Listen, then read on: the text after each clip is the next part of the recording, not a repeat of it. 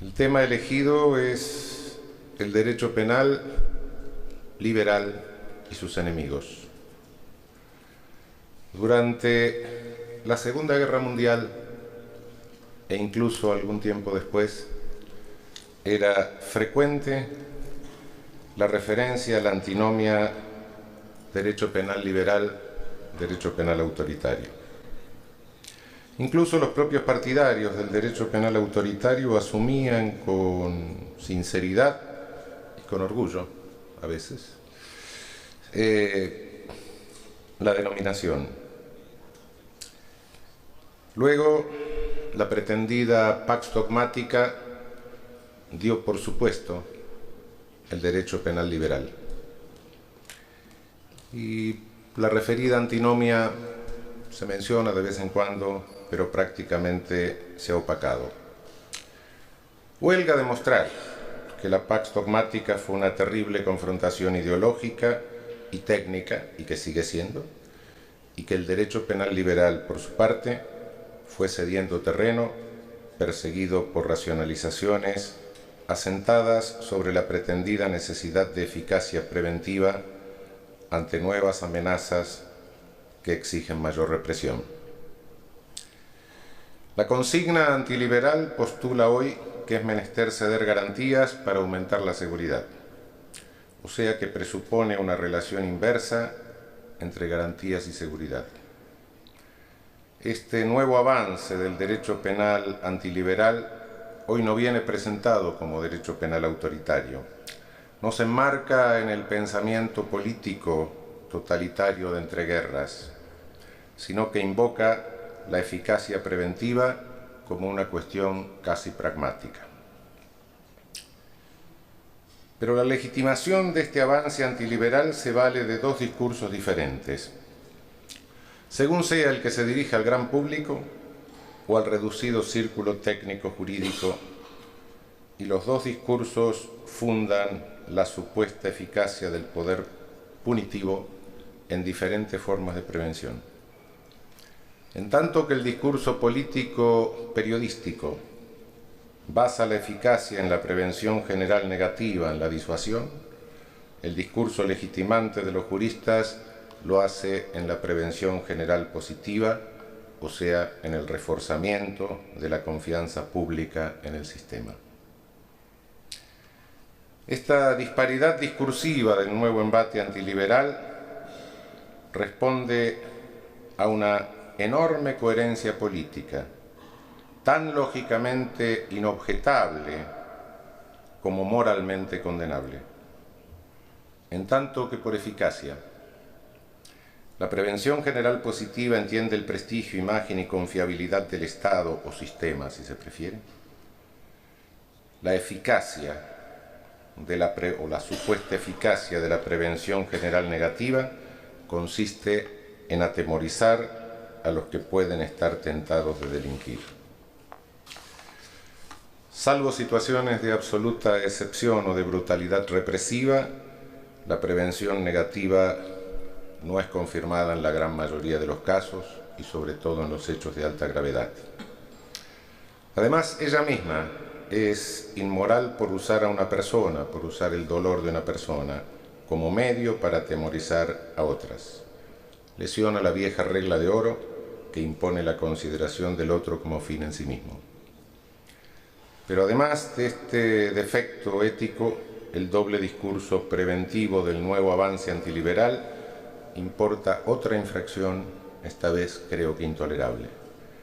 Si el público refuerza la confianza en el sistema, cuando éste apela a una mayor represión, es justamente porque cree que ésta tiene un efecto disuasorio. El hombre de la calle, o sea, lo que algunos llaman el subsistema, no normaliza sus demandas al sistema para dar mayor confiabilidad al propio sistema, sino porque él mismo participa del prejuicio de que el poder punitivo siempre, indefectiblemente, tiene efecto disuasorio. En síntesis, la prevención general positiva no es otra cosa que la explotación del prejuicio y la falta de información del público. En esta doble inmoralidad no se agota el contenido éticamente penoso de la prevención general positiva, sino que ésta añade una tercera falsedad fundante al esgrimir como lema la alternativa de hierro entre seguridad y garantías. Si la seguridad es de los bienes jurídicos, el debilitamiento de las garantías deja a la población a merced de la arbitrariedad policial. Lo que importa una amenaza estatal a todos los bienes jurídicos, incluyendo la propia vida. Menores garantías importan mayor arbitrio de las agencias estatales y menores espacios de libertad social. Además de la pérdida de seguridad que esto conlleva, el espacio de arbitrariedad ofrece un vacío de reglas que rápidamente ocupa la corrupción, cuyo resultado es la pérdida de eficacia preventiva de las agencias de coerción directa del Estado. No hay policía corrupta que sea eficaz en la prevención secundaria, salvo en los casos de los infractores que no operan bajo su protección. Si nos preguntamos qué ofrece como novedad este nuevo embate contra el derecho penal de garantías o liberal, de inmediato llama la atención la pobreza ideológica del debate público, la grosería de los medios masivos de comunicación, en sus campañas lanzadas a incentivar el sentimiento público de inseguridad y a reforzar reclamos vindicativos. No menos notorio es que los estereotipos de quienes son mostrados como enemigos de la sociedad corresponden a todos los excluidos del actual momento de poder planetario, que se concentran según grupos que resultan molestos en diferentes localizaciones geográficas. Inmigrantes en países desarrollados o menos subdesarrollados, desempleados, contestatarios, etc. Con frecuencia se agregan los que por su conducta de vida se hacen sospechosos de no compartir las metas proclamadas por el sistema. Es curioso que nunca se considere enemigos a los viejos. Naturalmente se los controla a través de una discriminación etaria de efecto genocida. En cuanto al discurso del nuevo embate antiliberal dirigido al reducido círculo de juristas, la novedad parece consistir en un grado de sinceridad nunca alcanzado anteriormente. Efectivamente, los viejos discursos defensistas, los de los positivistas racistas, creían realmente que estaban disminuyendo el número de conflictos o de delitos, o al menos así lo manifestaban. El nuevo discurso de prevención general positiva se desentiende de lo que realmente sucede en la conflictividad social. Poco importa que aumente o disminuya la victimización, pues solo interesa la credibilidad del Estado como actor preventivo. La vieja pregunta, ¿derecho penal autoritario o derecho penal liberal?, que era el título de un conocido escrito bastante panfletario de autores nazistas por la década del 30, planteaba dos términos en alternativa, y el primer término da lugar a un interrogante que con frecuencia se pasa por alto, pese a que plantea una cuestión que va mucho más allá de lo semántico porque hace a la ontología misma del derecho penal. El interrogante es el siguiente: ¿el llamado derecho penal autoritario es en realidad derecho penal? La característica común del autoritarismo de todos los tiempos es la invocación de la necesidad en una emergencia. 8 siglos llevamos de estas invocaciones de emergencia: la herejía, el maligno, el comunismo internacional, la droga, la sífilis, el alcoholismo, el terrorismo, etc. Se absolutiza un mal justificando una necesidad apremiante, inmediata e impostergable de neutralizarlo, pues se halla en curso o es inminente y amenaza la subsistencia de la especie humana, o al menos de una cultura o de una civilización. Ante semejante amenaza, los especialistas, únicos capacitados para individualizar y neutralizar a sus agentes, reclaman que se les retire todo obstáculo a su misión salvadora de la humanidad. Se trata de una guerra contra el mal de dimensión colosal y por ende los agentes del mismo son enemigos de la sociedad. Asume esta lucha características bélicas y el discurso que le sirve de base legitimante adopta la forma del llamado derecho penal de enemigos.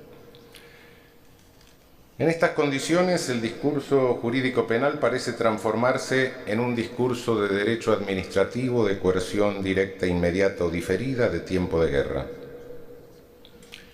Así como a quien se le ocurriese obstaculizar a un ejército en guerra sería considerado un traidor a la nación, del mismo modo, quien ponga trabas a la acción salvadora de las huestes que defienden a la sociedad se convierte automáticamente en su enemigo.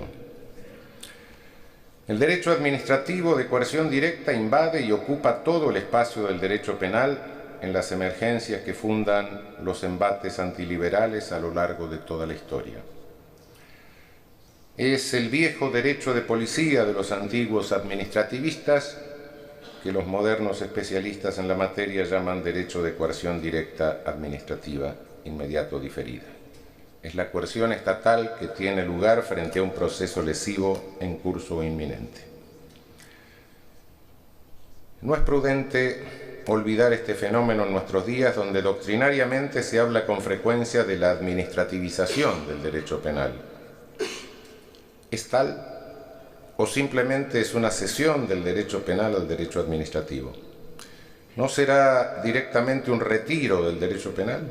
¿No será acaso que el único derecho penal es el liberal o de garantías? Aunque no puedo desarrollarlo en este espacio, creo personalmente que, en efecto, si reservamos la expresión derecho penal para el saber jurídico que se destina a la práctica de los operadores jurídicos, y por ende lo distinguimos cuidadosamente de la legislación penal y del ejercicio real del poder punitivo, el derecho penal es la programación racional del poder jurídico de contención y reducción del fenómeno político del poder punitivo del Estado. Por ende, todo derecho penal que se proponga contener y reducir este poder cae necesariamente en una concesión al derecho administrativo. La descripción de las características del embate contemporáneo contra el derecho penal liberal provoca cierto desconcierto. No reproduce ninguno de los autoritarismos históricos o pasados, pero sin embargo parece reciclar elementos que se hallan en casi todos. Suelen señalarse datos aislados, pero estos no explican la reiteración histórica de los embates antiliberales y aún menos cierta sensación de fenómeno cíclico. Cabe indagar qué es lo que ha muerto de los viejos autoritarismos y que tiene vigencia. Nuestra tesis es que existen estructuras discursivas que son idénticas, aunque los contenidos y la tecnología varíen culturalmente.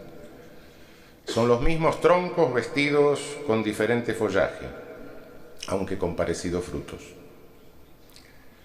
Para demostrarlo, se hace necesario acudir al origen mismo de estos discursos, a los primeros discursos elaborados sistemáticamente con cierto grado de desarrollo teórico. Para ello, debemos superar los prejuicios a que nos ha habituado la reiteración de algunas verdades manualísticas de nuestra disciplina. Así como los sociólogos nos miran con curiosidad a los penalistas como un grupo extraño que en el campus universitario inventa su propia sociología y su propia sociedad y se niega a escucharlos, los historiadores no tienen menos razones para extrañarse de nuestra ingenuidad al considerarnos descendientes del iluminismo e ignorar casi todo el derecho penal y la criminología de los siglos anteriores. No poca dosis de narcisismo hay en nuestro entrenamiento autista. ¿Quién es el sociólogo para discutirnos los dogmas preventivos? ¿Quién es este personaje producto de una ciencia de pocos años que pretende infectar con datos del ser nuestro coherente mundo del deber ser?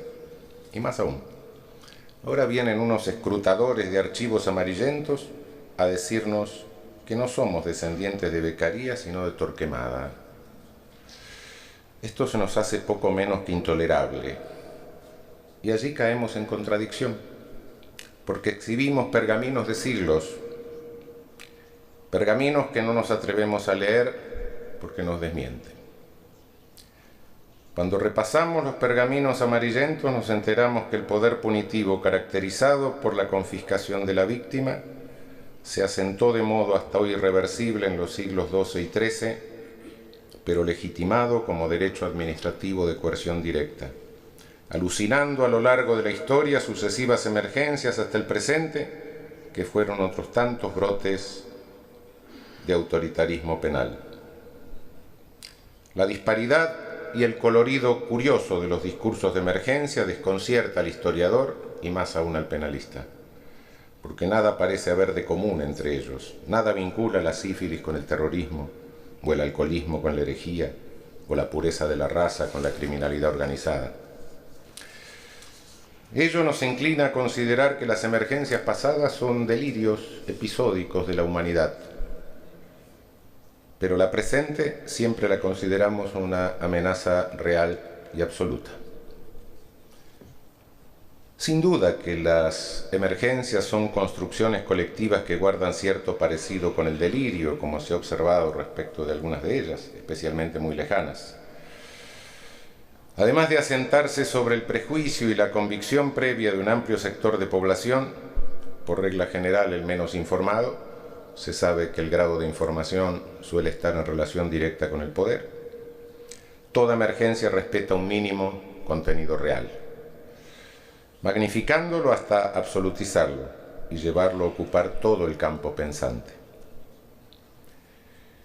La atención histórica más detenida en estas emergencias nos permite distinguir y observar detrás del follaje el tronco inmutable. Lo permanente y vivo en los discursos penales autoritarios es su estructura, y lo mutable son los datos y la tecnología con que se reviste en cada momento histórico. Se trata de una suerte de programa de computación que en ciertos momentos culturales se vacía y vuelve a ser alimentado con datos diferentes, pero el programa sigue siendo idéntico y único. El primer discurso elaborado sistemáticamente, con alto nivel teórico, se remonta a algunos siglos. El nivel teórico y la elaboración sistemática en el discurso referido a la cuestión penal presupone que éste sistematice orgánicamente la etiología del mal que legitima la emergencia, lo que llamaríamos criminología etiológica, origen del mal, que describa las manifestaciones dañosas del mal, derecho penal de infracción o teoría del delito, que prescriba la forma de reprimirlo, teoría de la pena, que desarrolle el camino para realizarlo, derecho procesal penal, y que mencione los conocimientos auxiliares convenientes o útiles para la identificación de los enemigos, criminalística.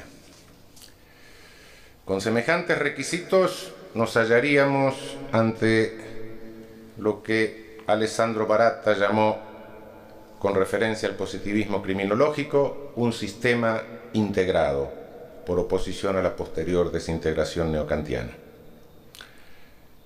Este sistema integrado, frente a una emergencia, aparece con tal desarrollo teórico por primera vez en la historia en el Malleus Maleficarum o Martillo de las Brujas, escrito por Heinrich Kramer y James Sprenger en 1484 y sancionado como manual de inquisidores por bula de Inocencio VIII el 9 de diciembre de ese mismo año. Este texto de altísima circulación en los 2 siglos posteriores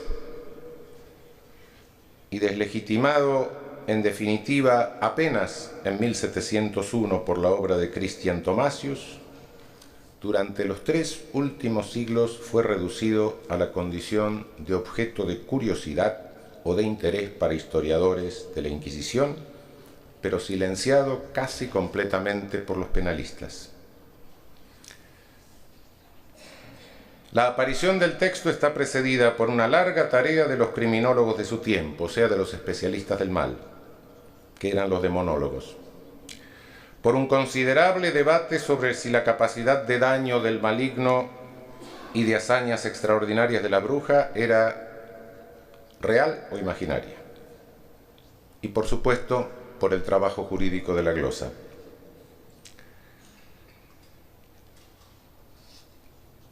Sin pretender agotar aquí las características estructurales de los discursos de emergencia o antiliberales, nos bastará señalar las principales para cumplir con el objetivo de demostrar la existencia de esta estructura y su unidad y permanencia inalterable desde 1484 hasta hoy. La más notoria característica es el armamentismo del discurso. Poco importa la naturaleza pacífica de lo que el discurso pretende defender. Jesucristo no es un Dios guerrero, sino vencido por el sistema penal que lo presenta reducido y sacrificado en un instrumento de tortura. Lo importante es inventarle un enemigo guerrero, organizado como ejército, con legiones y jerárquico. Satanás era el comandante en jefe de una estructura militarizada. Se reiterará siempre la organización conspirativa y armada del enemigo, desde Satanás hasta el modelo mafioso. Exista o no exista, no tiene importancia. Si existe es más fácil, si no existe se inventa. El armamentismo del enemigo obliga al propio armamentismo. La disparidad de enemigos es otra de las características infaltables. El enemigo manifiesto del discurso nunca es el enemigo real. No era Satanás el enemigo, el verdadero enemigo, sino los que ponían en duda el poder de Satanás y el de las brujas. Los peores enemigos de toda emergencia son los que ponen en duda la magnitud de la necesidad invocada, porque son los que cuestionan el poder represivo de quienes lo ejercen. A esta disparidad de enemigos corresponde disparidad de fines. No interesan los objetivos manifiestos, sino la forma misma del ejercicio de poder, como dijo Foucault. En el caso del Malleus, lo que interesaba era un poder que reforzase, por un lado, la centralidad romana, papal, y por otro lado, la subordinación de la mitad de la humanidad al patriarcado, la subordinación de todas las mujeres. El discurso del Malleus era un discurso esencialmente misógino.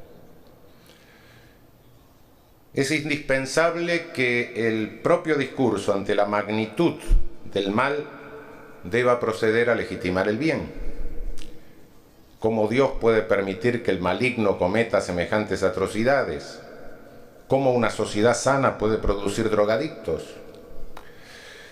En el caso del Malleus, la respuesta es funcionalista, digna de Durkheim. El mal es necesario para permitir el reconocimiento del bien. Lo anterior en parte se explica porque el mal logra aliarse con los humanos más débiles y defectuosos, inferiores o subhumanos. Siempre el enemigo es inferior, biológicamente, moralmente, culturalmente, no importa el argumento que se use. En el caso del Malleus, los entes inferiores y subhumanos eran las mujeres, consideradas tales por razones biológicas, en manera bastante análoga a la que haría César el Hombroso 400 años más tarde.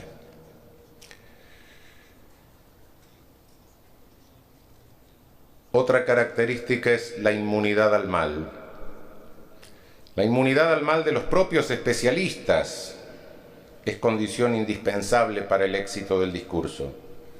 Quien combate el mal, ese mal cósmico, sea cual sea, que da lugar a la emergencia, debe ser inmune a este mal. Estos inquisidores afirmaban que eran inmunes porque Dios no podía permitir semejante grado de mal. Posteriormente, el propio conocimiento del mal se argumenta que concede inmunidad. Hay un uso encubridor del discurso, a veces ingenuo, que en el caso del Malleus en ocasiones es casi enternecedor por la extrema ingenuidad.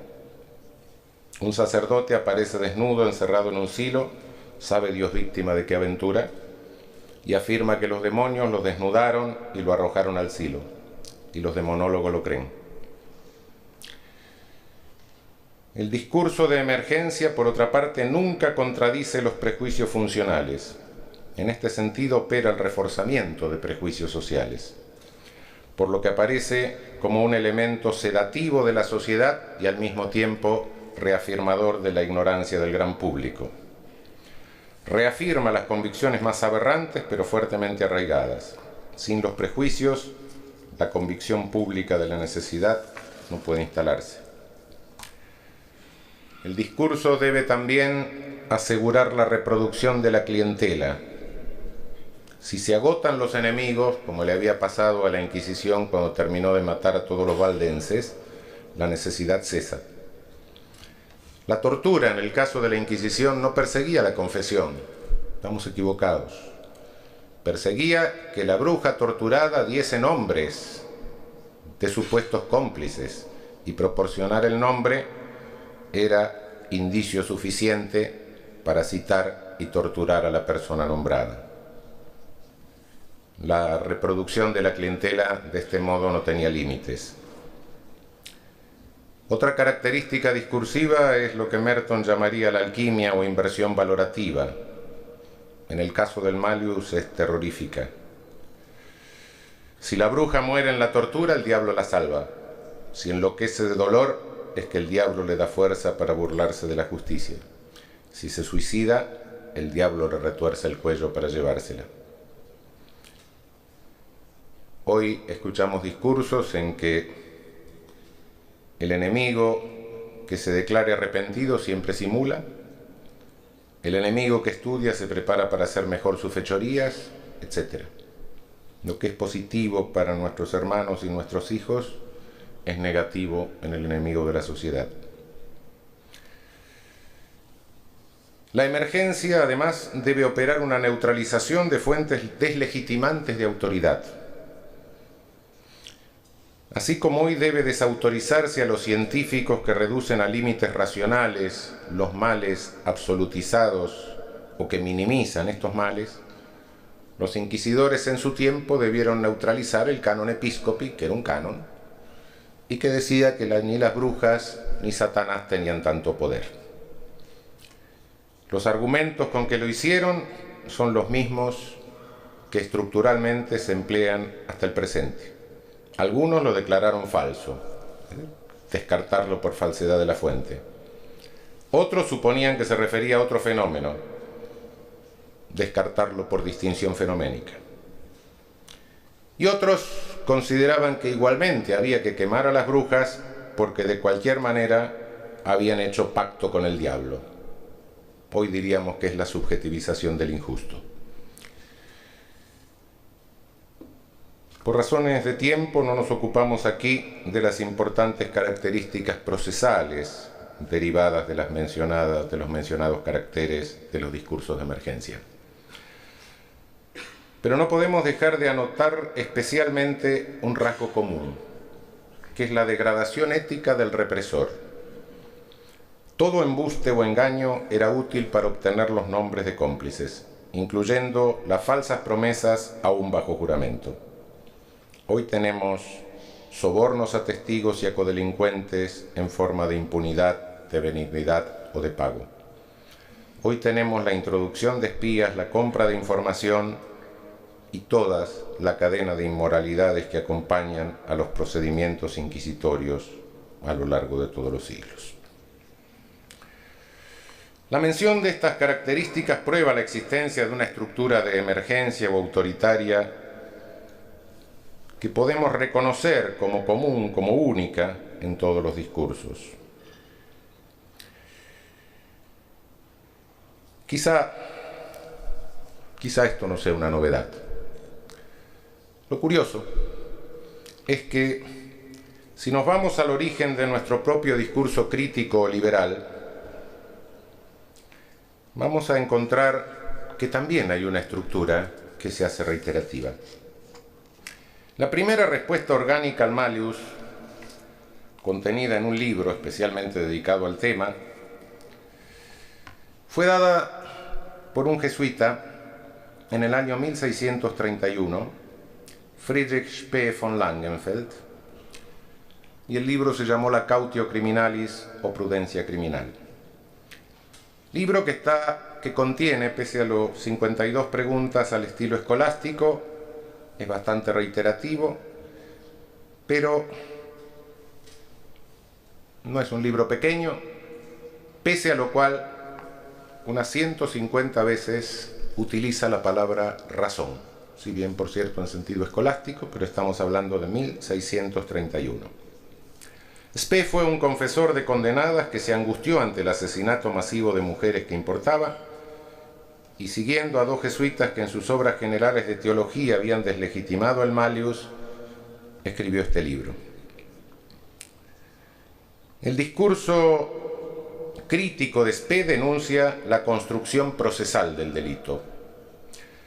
Cualquiera sometido a proceso inquisitorial demuestra que sería condenado por brujería. Dice, si nosotros no estamos condenados por brujería es porque todavía no nos procesaron. Luego, si desapareciesen esos procesos, desaparecerían las brujas. Creo que el interaccionismo simbólico de los años 60 y 70 no lo hubiese dicho más claramente.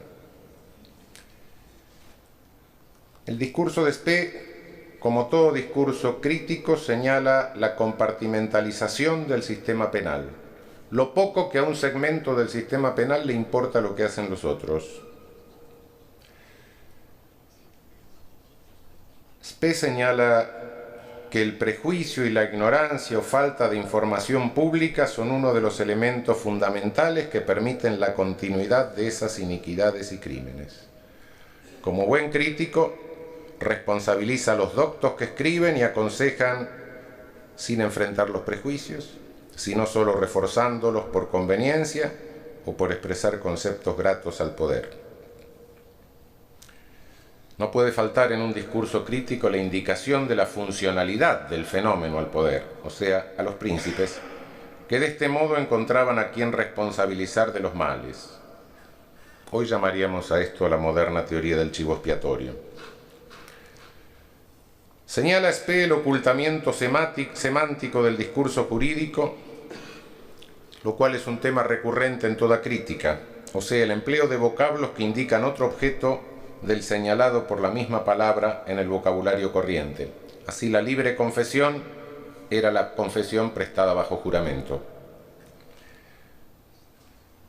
La inmunidad del represor es cuestionada frontalmente por Spee, denunciando los tocamientos impúdicos de los ejecutores con el pretexto de buscar marcas del demonio en el cuerpo de las condenadas.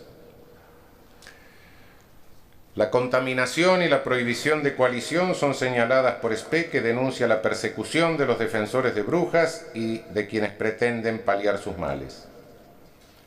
Spee pone de manifiesto la paradoja de toda emergencia. Esta magnifica el poder hasta absolutizarlo, pero cuanto mayor es el poder del mal, más difícil resulta pretender controlarlo con la represión. La responsabilidad de los príncipes también la señala por omisión, toda vez que estos delegan en sus inferiores las tareas de juzgar y ejecutar. Hoy hablamos de autonomización de las cúpulas policiales. No menos interesante es otra denuncia, que no puede faltar en ningún discurso crítico, que es la de la corrupción. Los inquisidores cobraban por bruja ejecutada y además sostenían un sistema de recaudación de contribuciones supuestamente voluntarias que no era más que el ejercicio de la extorsión protectora, hoy mafiosa. Como buen discurso crítico, Spee concluye reclamando las garantías: abolición de la tortura, derecho a un tribunal imparcial, legalidad de los delitos y de las penas, presunción de inocencia, valoración racional de las pruebas y especialmente el ejercicio del derecho de defensa penal. Cabe agregar que muy rudimentariamente ya se puede ver en Spee lo que desarrollará luego Christian Thomasius, que es tema clave del pensamiento racionalista, la separación entre moral y derecho. Sin restarle nada al mérito de Cesare Beccaria y a todos los iluministas del siglo XVIII, lo cierto es que el discurso penal crítico surgió mucho antes y no cabe duda que sus elementos se hallaban presentes, al menos desde la Cautio Criminalis de 1631. Lo hasta aquí expuesto demostraría que las estructuras de los discursos de emergencia o autoritarios aparecen en 1484 y la de los discursos críticos en 1631. Pero esto no explica la característica cíclica o periódica en que se van sucediendo estos discursos. Para ello debemos considerar las luchas de poder de las corporaciones. Hasta el siglo XVIII las corporaciones eran relativamente pocas, pero a partir de la segunda mitad de la centuria se multiplican. Esto obedece a la división del trabajo impuesta por la aparición del sujeto público. Hasta entonces el poder se limitaba casi siempre a matar o a no matar.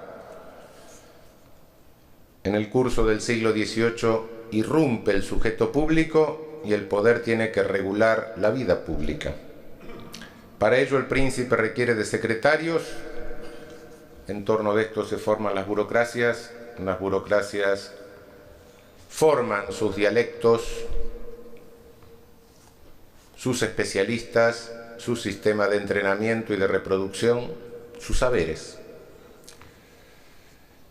Al multiplicarse las corporaciones aumentan las luchas intercorporativas. Cada corporación lucha con otras por obtener mayores espacios de poder.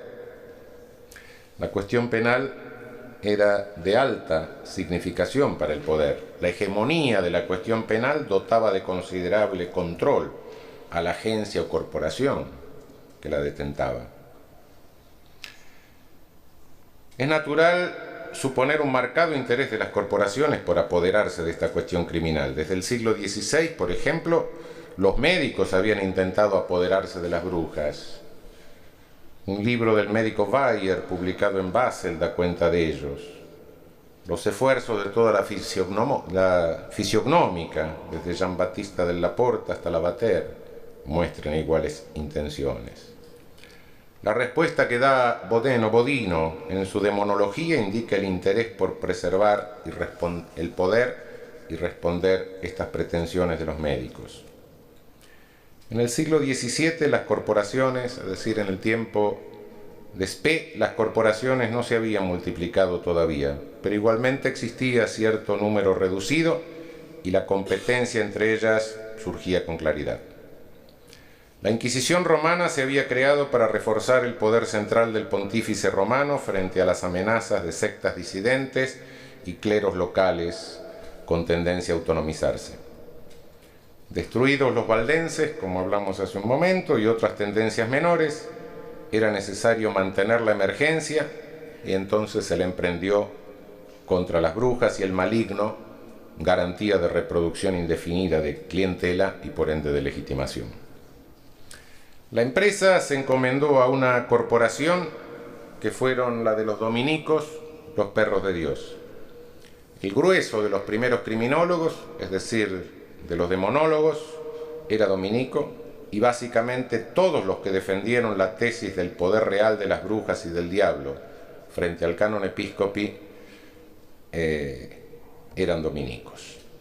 No obstante, ya en 1484, al tiempo de la publicación del Malleus, la Inquisición romana comenzaba a decaer, y el número de brujas ejecutadas en la Europa no central bajaba considerablemente. Solo se mantenía la ejecución de brujas en la Europa central germánica, aunque practicada cada vez más frecuentemente por tribunales laicos. La Inquisición romana se debilitó muchísimo y entró casi en letargo. Como se sabe, la Inquisición española fue una institución diferente al servicio de otros intereses y tuvo una dinámica propia e independiente de la europea. Mientras la Inquisición europea o romana decaía, la Inquisición española se fortalecía. Y coincidía esto con el tiempo de la Reforma y posteriormente de la Contrarreforma.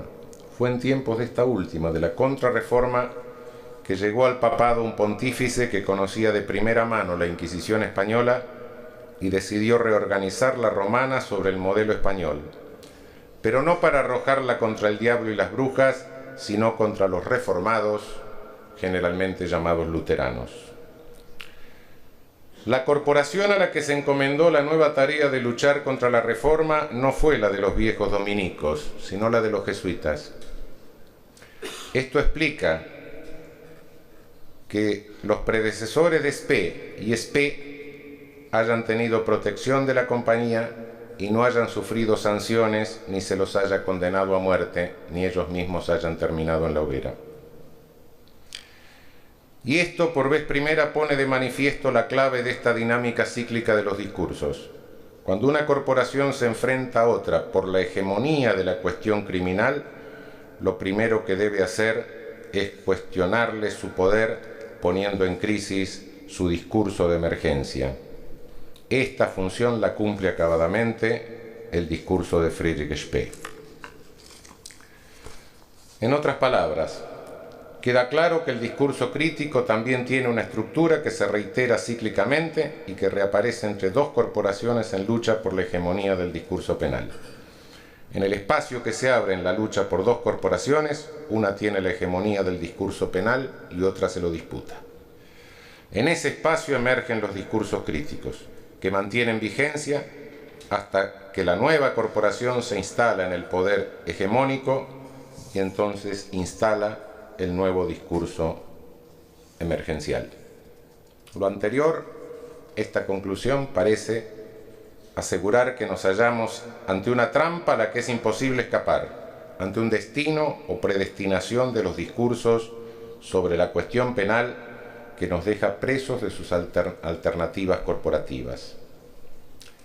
Sin embargo, algo hay de nuevo en la revolución comunicacional de este momento de poder mundial que es la globalización, que es la muy acelerada reproducción de los discursos y la lucha más rápida de corporaciones, el mayor número de estas y la velocidad increíble a que se instalan las emergencias que parecen en ocasiones superponerse. Todos los discursos críticos se han limitado a deslegitimar una parte del poder punitivo, pero han dejado a salvo el resto, que siempre ha servido de base de lanzamiento para construir el discurso de la siguiente emergencia, o sea, el discurso legitimante de la nueva emergencia corporativa. Así ha sucedido con el liberalismo penal del siglo XIX.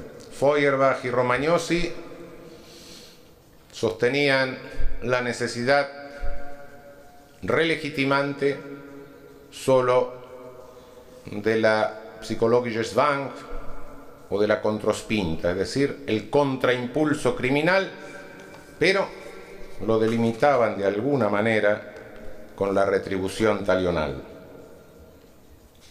Fue Carlo Cattaneo que en un momento dijo: ¿por qué la retribución talional? Si esta puede ser insuficiente, todo depende de la persona y del impulso que cada persona tenga. Tengamos en cuenta qué impulso tiene la persona y pasamos del derecho penal de acto al derecho penal de autor y tendimos hacia el puente hacia la hegemonía de esa combinación de médicos y policías que fue el positivismo racista de fines del siglo XIX, comienzos del siglo XX. La clave es, a nuestro juicio, la refundación del discurso liberal sobre la base de un agnosticismo completo acerca del poder punitivo, reconocido solo como inevitable presencia política necesitada de contención, y la cuidadosa y meticulosa legitimación del ejercicio del poder jurídico penal como contención del poder punitivo en base a la necesidad ineludible de preservar el Estado de Derecho y los espacios de libertad ciudadana como condición indispensable de la dinámica social y de la política democrática.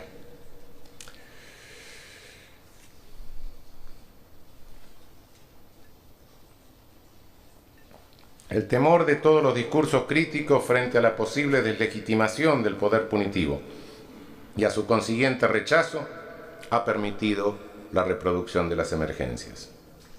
El destino de las estructuras que nos aprisionan desde hace siglos puede interrumpirse frente a la descabellada invención vertiginosa de emergencias que por otra parte pone de manifiesto en forma inédita la artificiosidad de los discursos que legitiman el poder punitivo. Además, los propios discursos jurídico-penales, como hemos señalado, cobran una sinceridad legitimante inédita, al confesar abiertamente sus faltas éticas fundándose en los prejuicios. Tampoco esto es nuevo, claro. Cuando Bodino se percataba en el siglo XVII de que los poderosos escapaban a la justicia humana, afirmaba que irremisiblemente eran remitidos a la justicia divina. Y aunque reconocía con ello que el poder punitivo era selectivo y no alcanzaba a los cercanos al ejercicio del poder, lo legitimaba inventando e invocando la salud de la República. No otra cosa quiere decirse hoy cuando se invoca la prevención general positiva como necesidad de reforzar la confianza en el sistema o en el Estado. En el fondo, reencontramos a una vieja conocida, la razón de Estado. Tarea difícil queda a los nuevos penalistas. Quizá lo más complicado sea el autocontrol ante las amenazas al narcisismo generado por los prejuicios que se nos han transmitido.